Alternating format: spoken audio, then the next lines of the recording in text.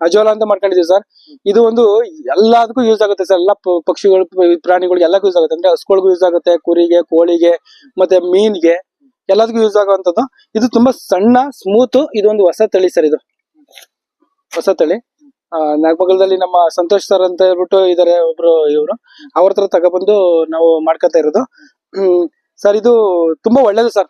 Protein ಅಲ್ಲಿ ನಾವು ತಿಳಿದ್ ಮಟ್ಟಿಗೆ ಸರ್, ಯಾವ್ದೇ ಒಂದು ಮೇಕೆಗೆ ಎಲ್ಲದಕ್ಕೂ ನಾವು ಏನೋ ಫೀಡ್ ಬೇಕು, ಏನ್ ಬೇಕು ಅದ್ ಬೇಕು ಅಂದ್ರೆ ನಾವು ದುಡ್ಡು ಕೊಡ್ತೀವಿ. ಅದಕ್ಕೆ ನಾವು ಕೊಡುವಂತ ಮೇವು, ಹಸಿರು ಎಲೆ ಮೇವು, ಒಣಮೇವು ಕೊಡ್ತೀವಲ್ಲ, ಅದ್ರ ಜೊತೆಗೆ ನಾವು ಬೇರೆ ಮೇವನ್ನು ಕೊಡ್ಬೇಕಾಗುತ್ತಲ್ಲ. ಅದ್ರ ಬದಲು ನಾವು ಅಲ್ಲಿ 40-50 ರೂಪಾಯಿ ಖರ್ಚು ಮಾಡಿ ತಂದು ಕೊಡೋದ್ರ ಬದಲು ನಾವ್ ಇಲ್ಲಿ ಫ್ರೀ ಆಗಿ ಬರುವಂತದ್ನ ಮಾಡ್ಕೋಬಹುದು ಸರ್. ಇದು ನಮ್ಗೆ ಫ್ರೀನೇ ಸರ್ ಆಕ್ಚುಲಿ ಹೇಳ್ಬೇಕು ಅಂತಂದ್ರೆ. ಇದು ನಾನು ತೋಟದಲ್ಲೇ ಕೂಡ ಹೆಂಗ್ ಮಾಡ್ಕೊಂಡಿದೀನಿ ಅಂತ ಅಂದ್ರೆ, ಒಂದು ತೋಟದ ಮಧ್ಯದಲ್ಲೇ ಒಂದು 15-10ಕ್ಕೆ ಒಂದು ಮಾಡ್ಕೊಂಡಿದೀನಿ. ಮಾಡ್ಕೊಂಡು ಸರ್ ಖರ್ಚು ಕಮ್ಮಿ ಸರ್. ಇದು ಪ್ಲಾಸ್ಟಿಕ್ ಸರ್. ಇದೊಂದು 200 ರೂಪಾಯಿ ಬಾಳ್ಬೋದು ಸರ್. ಇದು ಪ್ಲಾಸ್ಟಿಕ್.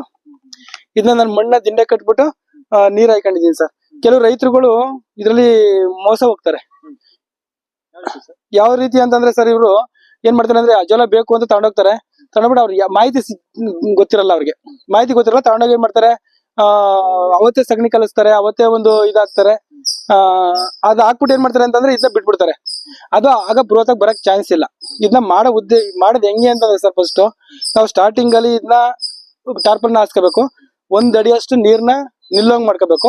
ಅದ್ರಲ್ಲಿ 3/4 ಅಡಿ ಅಷ್ಟು ನಿಂತ್ಕೊಂಡ್ರೆ ಸಾಕು. 1 ಅಡಿ ಅರ್ಧ ಅಡಿ ಮೇಲೆ ಖಾಲಿ ಇರ್ಬೇಕಾದ್ರೆ 1/4 ಅಡಿ ನಿಂತ್ಕೊಳ್ಳಿ. ಅಲ್ಲಿ ಏನ್ ಮಾಡ್ಬೇಕು ಅಂತಂದ್ರೆ ಸರ್, ಇದಕ್ಕೆ 1 ವಾರ ಮುಂಚೆ ನಾವು ಇದನ್ನ ಬಿತ್ತನೆ ತರ್ತೀವಲ್ಲ, ಅಜೋಲಾ ಫಸ್ಟ್ ತಾಯಿ ತರ್ತೀವಲ್ಲ, ಆ ತರದ್ಕಿಂತ ಮೊದ್ಲೇ ನಾವ್ ಏನ್ ಮಾಡ್ಬೇಕು ಅಂತಂದ್ರೆ, ಒಂದು ಸಗಣಿ, ಹಸುನ್ ಸಗಣಿ ತಗೊಂಡು, ಮತ್ತೆ ಒಂದು ಮಣ್ಣು ಅಂದ್ರೆ ಅದ್ರಲ್ಲಿ ನೀರ್ ತರ ಆಗಿರ್ಬೇಕು ಮಣ್ಣು, ಕಲ್ಲಿರ್ಬಾರ್ದು. ಆ ತರದ್ ಮಣ್ಣ ತಗೊಂಡು ನಾವೇನ್ ಮಾಡ್ಬೇಕು ಅಂದ್ರೆ ಆ ಮಣ್ಣನ್ನ ಇದ್ರೊಳಗೆ ಹಾಕೊಂಡಿರ್ಬೇಕು. ಹಾಕಿ ಒಂದ್ ಸ್ವಲ್ಪ ಒಂದು 4-7 ದಿನ ಇಡ್ಬೇಕಿದ. ಆ ಇಟ್ಟಾದ್ಮೇಲೆ ತಾಯಿ ಅಂದ್ರೆ ಇದು ನಾವು ಅಜೋಲಾ ತಗೊಬರ್ತೀವಿ ಸರ್. ಇದು ತಂದಾದ್ಮೇಲೆ ಇದನ್ನ ಆಮೇಲೆ ತಂದು ಹಾಕ್ಬೇಕಿದು. ಇದು ನೋಡಿ, ಇದು ಸಣ್ಣ ಇದೆ, ತುಂಬಾ ಸಣ್ಣ ಇದೆ. ಕುರಿಗೆ, ಕೋಳಿ ಮರಿ ಕೂಡ ತಿನ್ನುತ್ತಿದ. ಆಮೇಲೆ ಹಸುಗಳಿಗೆ, ಇಲಾತಿ ಹಸುಗಳಿಗೆ, ಆಡ್ಗೆ ಎಲ್ಲಕ್ಕೂ ಹಾಕ್ತಿವಿ. ಅದಾದ್ಮೇಲೆ ಮೀನು ಕೂಡ ಕೊಡ್ತೀವಿ ಸರ್ ನಾವು. ಮೀನಿಗೆ ಸರ್ ನಾನು ತಿಳಿದ ಮಟ್ಟಿಗೆ ಸರ್, ಇದು ನಾನು ತಕೊಂಡ್ಮೇಲೆ ನಾನು ಮೀನಿಗೆ ಬೇರೆ ಪೀಡೆ ತರ್ತಾ ಇಲ್ಲ, ಜಾಸ್ತಿ ಕೊಡ್ತಾನೂ ಇಲ್ಲ. ಸ್ವಲ್ಪ ಏನೋ ಡ್ರೈ ಆದ್ರೆ ಸ್ವಲ್ಪ ಹಾಕ್ತೀನಿ, ಅದೊಂದು ಬಿಟ್ರೆ ಇದನ್ನೇ ಕೊಟ್ಬಿಡ್ತೀನಿ ಸರ್. ಇದ್ರಲ್ಲಿ ನೀರಿನ ಅಂಶ ಕೂಡ ತುಂಬಾ ಕಮ್ಮಿ ಇದೆ ನೋಡಿ. ಇದು ನೀರು ಇದು ಬರಲ್ಲ. ಇದು ಒಂದ್ಸಲಿ ಡ್ರೈ ಆದ್ರೆ ಇದು ನೀರು ಇನ್ನೇ ಡ್ರೈ ಇದಾಗುತ್ತೆ. ಈ ತರ ಇದು ಮಾಡ್ತದೆ. ಆಮೇಲೆ ನಾವ್ ಇದು ಸರ್ ಸಣ್ಣ ಇದೆ ನೋಡಿ. ಇಲ್ಲಿ ನಿಮ್ಗೆ ಹೊಸ ತಳಿ ಅಂತ ಗೊತ್ತಾಗುತ್ತೆ. ಸಣ್ಣ ಇದೆ, ಒಂದೊಂದು ದಪ್ಪ ಬರುತ್ತೆ. ಇದು ಒಂದ್ ಪೀಸ್ ಒಂದು ತುಂಬಾ ಸಣ್ಣ ಬರುತ್ತೆ ನೋಡಿ. ಸಣ್ಣ ಅಂದ್ರೆ ಮೀನಿನ ಬಾಯಿಗೂ ಕೂಡ ಹೋಗುತ್ತೆ. ಇದು ಕೋಳಿ ಮರಿಗೂ ಹೋಗುತ್ತೆ ಸರ್. ನನ್ ತಿಳಿದ ಮಟ್ಟಿಗೆ ಸರ್, ಇದು ಡೈಲಿ 2 kg ತಗೋಬಹುದು ಸರ್. ಡೈಲಿ 2 kg ತಗೋಬಹುದು ಇನ್ ಲೈಫ್ ಲಾಂಗು. ಇದಕ್ಕೆ ನಾವು ಇನ್ನ ಮೇಂಟೆನೆನ್ಸ್ ಕೂಡ ಏನಿಲ್ಲ ಸರ್. ನಾನ್ ಕೊಡ್ತೀರ ಸರ್ ಇದಕ್ಕೆ ಬರೀ ನಾವು 1 ವಾರಕ್ಕೆ ಒಂದು 2 kg ಸಗಣಿ ತಗೋತೀನಿ. ತಗೊಂಡು ಮತ್ತೆ ಒಂದು ಮಣ್ಣಿನ ಮಿಶ್ರಿತ ಮಣ್ಣು ತಗೋತೀನಿ. ಆ ಉತ್ತದ ಮಣ್ಣಾಗಿರ್ಬೋದು, ಸ್ಮೂತ್ ಮಣ್ಣಾಗಿರ್ಬೇಕು, ಮಣ್ಣಿರ್ಬೇಕು. ಆ ಮಣ್ಣನ್ನ ತಗೊಂಡು ಅದನ್ನ ಡೈರೆಕ್ಟ್ ತಂದು ಕಲಸಿ ಬಿಡಬಾರ್ದು. ಯಾವ್ದಾರ ಒಂದು ಬಕೆಟ್ ಅಲ್ಲಿ ಅದನ್ನ ಒಂದು 4-5 ದಿನ ಅದ್ ಬಿಡ್ಕೋಬೇಕಲ್ಲಿ. ಮಣ್ಣು ಮತ್ತೆ ನೀರು ಮತ್ತೆ ತಪ್ಪೆ, ಹಸಿನ ತಪ್ಪೆ ಆ ತರದ್ ಮಡಿಕೊಂಡು 1 ವಾರ 4ರಿಂದ 1 ವಾರ ಇಟ್ಕೊಂಡು ತೊಂದ್ರೆ ಏನಿಲ್ಲ ಸರ್. ಅದನ್ನ ತಂದು ಇದ್ರೊಳಗೆ ನೀರ್ ಹಾಕಿದ್ರೆ ಸಾಕು. ಇದಕ್ಕೆ ನೀನೇನು ದುಡ್ಡು ಖರ್ಚು ಅನ್ನೋದೇ ಇಲ್ಲ ಸರ್. ಸರ್ ಇದು ಕಂಟಿನ್ಯೂ ಒಂದ್ ಸಲ ನಾವು ಇದೊಂದ್ಸಲ ಫುಲ್ ಕವರ್ ಆಯ್ತು ಅಂದ್ರೆ ನಾವು ಒಂದೊಂದ್ ಮೂಲೆ ತಗೊಂತ ಬರ್ತೀವಿ ಸರ್. ಒಂದ್ ಅಟ್ಲೀಸ್ಟ್ ಒಂದ್ ಹೇಳ್ಬೇಕು ಅಂತಂದ್ರೆ ಹಿಂಗ್ ಹೊರಡೆ ಹಿಂಗ್ ತಗೊಂಡು ಅಂತ ತಿಳ್ಕೊಳ್ಳಿ ಸರ್. ಇಷ್ಟ ಇನ್ ನಾಳೆಕ್ ಇದ್ ಮತ್ತೆ ಬೆಳ್ಕೊಂಡು ಹಿಂಗ್ ಕವರ್ ಆಗಿರುತ್ತೆ. ಮತ್ತೆ ತಗಂತೀವಿ, ಮತ್ತೆ ಕವರ್ ಆಗುತ್ತೆ. ಇದ್ ನಾವ್ 7 ದಿನಕ್ಕೆ ಲೆಕ್ಕ ಹಾಕೊಂಡ್ರೆ ಸರ್, ಕಮ್ಮಿ ಅಂದ್ರೂ 7 ದಿನ 8 ದಿನಕ್ಕೆಲ್ಲ ಮತ್ತೆ ಕವರ್ ಆಗಿ ಕಂಟಿನ್ಯೂ ಕವರ್ ಆಗಿರೋ ಸರ್. ಇದ್ರದ್ದು ಏನ್ ಕವರ್ ಇಲ್ಲ ಸರ್. ಇದು ಲೈಫ್ ಲಾಂಗು. ಇದಕ್ಕೆ ಏನಪ್ಪಾ ಅಂತಂದ್ರೆ ಸ್ವಲ್ಪ ನೀರು, ಅದೇ ನಾವ್ ಹೇಳಿದ್ನಲ್ಲ ನಾನು, ವಾರಕ್ಕೂ ಒಂದೊಂದು ತಪ್ಪೆ, ಒಂದ್ ಸ್ವಲ್ಪ ಮಣ್ಣು, ಇದೊಂದು ಮಾಡ್ಕೊ ಬಂದ್ರೆ ಸರ್ ಇನ್ನಿದ್ ಖರ್ಚು ಗಿರ್ಚು ಏನಿಲ್ಲ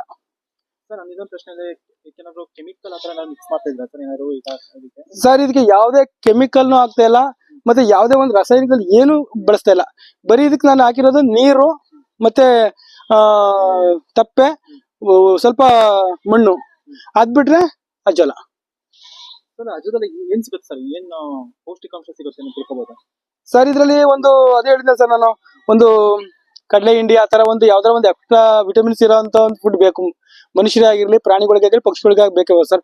ಇದು ಒಂದು ಡಿಫ್ರೆಂಟ್ ಫುಡ್, ಅಂದ್ರೆ ಒಂದು 35% ವಿಟಮಿನ್ಸ್ ಇರುವಂತ ಒಂದು ಇದು ಸರ್, ಮೇವು ಸರ್. ಇದು ಪ್ರೋಟೀನ್ ಇದೆ ಸರ್. ಇದು ತುಂಬಾ ಪ್ರೋಟೀನ್ ಸಿಗುತ್ತೆ ಸರ್. ಇದು ಮತ್ತೆ ಎಲ್ಲ ಇಷ್ಟಪಟ್ಟು ತಿಂತಾರೆ ಸರ್. ಈಗ ಒಂದು ಮೇವು ಜೊತೆ ಎಷ್ಟು ಕೊಡ್ಬೋದು ಸರ್? ಎಷ್ಟು ಕೊಟ್ಟು ಒಳ್ಳೇದು ಪ್ರಮಾಣ ಸರ್? ನನ್ ತಿಳಿದ ಮಟ್ಟಿಗೆ ಸರ್, ಇದು ಒಂದು 40% ಕೊಟ್ಟರು ತೊಂದ್ರೆ ಏನಿಲ್ಲ ಸರ್. 40% ಕೊಟ್ಟರು ತೊಂದ್ರೆ ಇಲ್ಲ. ಒಂದು 20 ಇಂದ 40% ಕೊಟ್ಟರು ತೊಂದ್ರೆ ಏನಿಲ್ಲ ಸರ್. ಜೀರ್ಣಶಕ್ತಿ ಹೆಂಗಿದೆ ಸರ್ ಇದು ಜಾನುವಾರುಗಳಿಗೆ? ಸರ್ ಈಗ ಜೀರ್ಣಶಕ್ತಿ ತುಂಬಾ ಚೆನ್ನಾಗುತ್ತೆ ಸರ್. ಇದು ಜೀರ್ಣಶಕ್ತಿ ತುಂಬಾನೇ ಆಗುತ್ತೆ. ಇದು ಒಂದು ಸ್ಮೂತ್ ಆಗಿರುವಂತ ಒಂದು ಬೆಳೆನೇ ಸರ್. ಇದು ಒಂದು ಸ್ಮೂತ್ ಆಗಿರುವಂತ ಬೆಳೆನೇ. ಇದು ಒಂದ್ಸಲ ನೀರ್ನ ಸೋರಿಸ್ಬಿಟ್ರೆ ಮತ್ತೆ ನೀರ್ ಬರಲ್ಲ. ಇದು ಡ್ರೈ ಟೈಪ್ ಆಗ್ಬಿಡ್ತದೆ.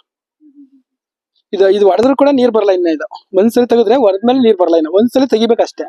ತೆಗೆದ್ಮೇಲೆ ಇದು ಮತ್ತೆ ಡ್ರೈ ತರನೇ ಆಗ್ಬಿಡ್ತದೆ. ಇದನ್ನ ನಾವು ಎಲ್ಲಕ್ಕೂ ಒಂದ್ ಸ್ವಲ್ಪ ತೆಗೆದು ಮೇವ್ಗೆ ಹಾಕ್ತಾ ಇರ್ತೀವಿ ಸರ್. ಮತ್ತೆ ಇದು ತುಂಬಾ ಸಣ್ಣ ಐತೆ. ನೀವು ಅಬ್ಸರ್ವ್ ಮಾಡಿದ್ರೆ ಬೇರೆ ಕಡೆ ಎಲ್ಲ ಸ್ವಲ್ಪ ದಪ್ಪ ಇರ್ಬೋದು.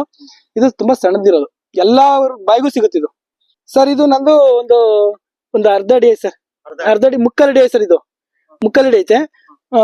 ಇದು 1 ಅಡಿ ಮಾಡ್ಕೊಂಡಿದೀನಿ ಫಸ್ಟ್. ಈಗ 3/4 ಅಡಿ ನೀರ್ ತುಂಬಿಸಿದೀನಿ. ಇನ್ನ ಸಾಕು, 3/4 ಅಡಿ ಸಾಕು. ಮಳೆ ಗಿಳ ನೀರ್ ಬಂದಾಗ ಜಾಸ್ತಿ ಇದನ್ನ ಹಾಳು ಮಾಡ್ಕೊಳ್ಳೋದು ಹೆಂಗೆ ಅಂತಂದ್ರೆ, ಮಳೆ ನೀರ್ ಬಂದು ಕೊಚ್ಕೊಂಡು ಹೋಗುತ್ತೆ. ಅದನ್ನ ಸ್ವಲ್ಪ ಸೇಫ್ ಆಗಿ ನೋಡ್ಕೋಬೇಕು. ಅದೊಂದ್ ಬಿಟ್ರೆ ಸರ್, ಆಗ ನೀರ್ ಬಂದಾಗ ಸ್ವಲ್ಪ ಖಾಲಿ ಮಾಡ್ಬೇಕು. ಮಳೆ ನೀರ್ ಬಂದು ತುಂಬ್ಕೊಳ್ಳೋ ಟೈಮಲ್ಲಿ ಅದನ್ನ ಖಾಲಿ ಮಾಡ್ಕೊಂಡು ಸೇಫ್ ಆಗಿ ನೋಡ್ಕೋಬೇಕು. ಈಗ ಮಳೆ ಬೀಳುತ್ತೆ, ಮಳೆ ಬಿದ್ದ ತಕ್ಷಣ ನೀರ್ ತುಂಬುತ್ತೆ. ನೀರ್ ತುಂಬಿದ ತಕ್ಷಣ ಇದರ ಒಂದು ಹಳದಲ್ಲಿ ಅರ್ಧಾಗ ಎಲ್ಲ ಬರುತ್ತೆ. ಇದು ನೀರ್ ಬಿಟ್ರೆ ಸತ್ತೋಗುತ್ತೆ. ನೀರ್ ಜಾಗ ಬಿಟ್ರೆ ಸತ್ತೋಗುತ್ತೆ. ನೀರ್ ಬೇಕಿದು, ನೀರ್ ಯಾವಾಗ್ಲೂ ಇರ್ಬೇಕು ಇದಕ್ಕೆ. ಸರ್, ಈಗ ನಿಮ್ ಪ್ರಕಾರ ಈಗ ಮೇವು ಜೊತೆಗೆ ಅಜೋರ ಮಾಡ್ಕೊಂಡ್ರೆ ಸ್ವಲ್ಪ ನಮ್ಗೆ ಮೇವಿನ ಖರ್ಚು ಹೌದು ಸರ್. ಈಗ ಹೆಚ್ಚು ಕಮ್ಮಿ 100 ರೂಪಾಯಿಲಿ ನಾವು ದನಗಳಿಗೆ, ಕುರಿ, ಕೋಳಿಗೆಲ್ಲ, ಮೀನ್ಗೆಲ್ಲ ಕೊಡ್ಬೇಕು ಅಂದ್ರೆ 100 ರೂಪಾಯಿ ಖರ್ಚಾಗ್ತಿತ್ತು ಅಂತ ತಿಳ್ಕೊಳ್ಳೋಣ ಅಲ್ವರ. ಆ 100 ರೂಪಾಯಿ ಖರ್ಚಲ್ಲಿ ನನ್ ತಿಳ್ ಮಟ್ಟಿಗೆ ಒಂದು 60 ರೂಪಾಯಿ ಖರ್ಚಾಗಿ 40 ರೂಪಾಯಿ ಇಲ್ಲೇ ಕೊಟ್ಬಿಡ್ಬೋದು. ಅಂದ್ರೆ ನಮ್ಗೆ ಇನ್ನೂ ತುಂಬಾ ಖರ್ಚು ಕಮ್ಮಿ ಆಗುತ್ತೆ. ಮೇವು ಕೂಡ ಜಾಸ್ತಿ ಆಗುತ್ತೆ. ಹೌದು, ಕಾನ್ಸೆಪ್ಟ್. ಆಮೇಲೆ ಹೆಲ್ತಿ ಆಗಿರ್ತವೆ ಎಲ್ಲ. ಕೋಳಿ ಆಗಿರ್ಬೋದು, ಮೀನ್ ಆಗಿರ್ಬೋದು, ಹಸು, ಕುರಿ, ಕೋಳಿ ಎಲ್ಲಾನು ಕೂಡ ಹೆಲ್ತಿ ಆಗಿರ್ತವೆ. ಈಗ ನಮ್ಗೆ ಡ್ರೈ ಫುಡ್ ಯಾವ ತರ ನಮ್ಮ ಮನುಷ್ಯನ ದೇಹ ಬಿದ್ರೆ ಚೆನ್ನಾಗಿರ್ತೀವೋ, ಆತರ ಇದು ಫುಡ್ ತಿಂದ್ರೆ ಅದು ಹೆಲ್ತಿ ಆಗಿರ್ತದೆ ಸರ್. ಇದು ನಿಮ್ ಪ್ರಕಾರ ಈಗ ಜಾನುವಾರುಗಳಿಗೆ ಹಸು, ಕುರಿಗಳೆಲ್ಲ ನೇಪಿಯರ್ ಹಾಕ್ತಾರೆ. ಹೌದು, ನೇಪಿಯರ್ ಜೊತೆ ಇದನ್ನ ಮಾಡ್ಕೊಂಡ್ರೆ ಸ್ವಲ್ಪ ಹಸುಗಳಿಗೆ ಆರೋಗ್ಯ ಚೆನ್ನಾಗಿ ಸುಧಾರಿಸುತ್ತೆ ಅಂತ ಹೇಳ್ತೀರಾ ಸರ್? ತುಂಬಾನೇ ಚೆನ್ನಾಗಿರುತ್ತೆ. ಈಗ ನೇಪಿಯರ್ಲಿ ಒಂದು ಪವರ್ ಇರ್ತದೆ, ಇನ್ನೊಂದು ಜೋಳದಲ್ಲಿ ಒಂದು ಪವರ್ ಇರ್ತದೆ, ಇನ್ನು ಒಣಹುಲ್ಲಲ್ಲಿ ಒಂದೊಂದು ಶಕ್ತಿ ಇರ್ತದೆ ಸರ್. ಇದು ಒಂದು ಅವಕ್ಕೆಲ್ಲ ವಿಭಿನ್ನವಾದ ಒಂದು ಶಕ್ತಿ. ಇದು ಮಾಡ್ಕೊಂಡ್ರೆ ಸರ್ ನನ್ನ ತಿಳ್ ಮಟ್ಟಿಗೆ ಅದೇನು ಚೆನ್ನಾಗಿರುತ್ತೆ. ಮೇವಿನ ಖರ್ಚು ಕೂಡ ಕಮ್ಮಿ ಆಗುತ್ತೆ. ಇನ್ನ ಇದ್ರದ್ದು ಹೆಲ್ತ್ ಕೂಡ ಚೆನ್ನಾಗಿರುತ್ತೆ ಸರ್.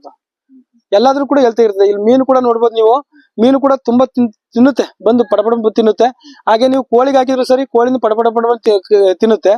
ಆಮೇಲೆ ಹಸುಗಳಿಗೆ ಹಾಕಿದ್ರು ಸರ್ ಇಷ್ಟಪಟ್ಟು ತಿಂತಾರೆ ಸರ್ ಎಲ್ಲವೂ. ಅಂದ್ರೆ ಒಂದು ಮೇವನ್ನ ಉಳಿಸೋದಕ್ಕೋಸ್ಕರ ಈಗ ಮೇವಿನ ಈಗ ಬೆಳೆ ಕೆಲವು ಟೈಮಲ್ಲಿ ಈಗ ಮಳೆ ಕಾಲ ಟೈಮಲ್ಲಿ ಹೌದು, ಮೇವು ಸೇವ್ ಆಗುತ್ತೆ ಅನ್ನೋದು ನಿಮ್ಮ ಇದು. ಹೌದು ಸರ್. ಇದು ಮೇವು ಒಂಥರ ಸ್ಟಾಕ್ ಮಾಡ್ದಂಗೆ ಅಲ್ವಾ ಸರ್? ನಾವು ಈಗ ನಾವು ಇದನ್ನ ಇನ್ನು ಸ್ವಲ್ಪ ಮಾಡ್ಕೊಂಡಿದ್ದೆ ಆದ್ರೆ ಮೇವು ಸ್ಟಾಕ್ ಮಾಡ್ದಂಗೆ ನಮ್ಗೆ. ನಾವು ಹುಲ್ಲಿನ ಗುಡ್ಡಲ್ಲಿ ಒಣಹುಲ್ಲನ್ನ ಸೇಕರಣೆ ಮಾಡ್ಕೊಂಡಿರ್ತೀವಿ. ಹಸಿ ಎಲೆಯಲ್ಲಿ ಸೆಲೇಜ್ ಮಾಡ್ಕೊಂಡು ಹಸಿ ಮೇವನ್ನ ಸೆಲೇಜ್ ಮಾಡ್ಕೊಂಡಿರ್ತೀವಿ ಅಲ್ವಾ. ಇದು ನಾವು ಸೆಲೇಜ್ ಮಾಡ್ದಂಗೆ ಒಂದು ಸ್ಟಾಕ್ ಮಾಡ್ದಂಗೆ ಸರ್. ಇದು ಸ್ಟಾಕ್ ಮಾಡ್ದಂಗೆ ಅದು ಖಾಲಿ ಆಗುತ್ತೆ, ಇದು ಖಾಲಿನೇ ಆಗಲ್ಲ. ಅಂದ್ರೆ ನಿಮ್ಮ ಕಿವಿ ಮಾತೇನಂದ್ರೆ ಇಂದಿನ ರೈತರು ಪ್ರತಿಯೊಬ್ಬರು ಅಜೋರ ಮಾಡ್ಕೊಳ್ಳೋದ್ರಿಂದ ಮೇವಿನ ಒಂದು ಸುಧಾರಣೆ ಚೆನ್ನಾಗಿ ನಡೆಯುತ್ತೆ ಅಂತ ಹೇಳ್ತೀರಾ? ಖಂಡಿತ ಸರ್. ಈಗ ಇದು ನಾವು ಮೇವು ಸುಧಾರಣೆ ನಡೆಯುತ್ತೆ. ಮತ್ತೆ ಮೇವುನ ಖರ್ಚು ಕಮ್ಮಿ ಆಗುತ್ತೆ.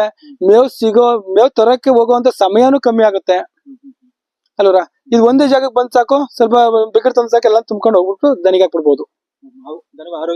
ಆರೋಗ್ಯ ಕೂಡ ಚೆನ್ನಾಗಿರುತ್ತೆ, ಖರ್ಚು ಕಮ್ಮಿ ಆಗುತ್ತೆ. ಎಲ್ಲಾ ವಿಧದಲ್ಲೂ ನನ್ ತಿಳಿದ ಮಟ್ಟಿಗೆ ಸರ್, ಎಲ್ಲಾ ಮೇವುಗಿಂತ ಇದು ತುಂಬಾ ಉತ್ತಮವಾದ ಮೇವು, ಖರ್ಚು ಕಮ್ಮಿ ಆದ ಮೇವು ಸರ್.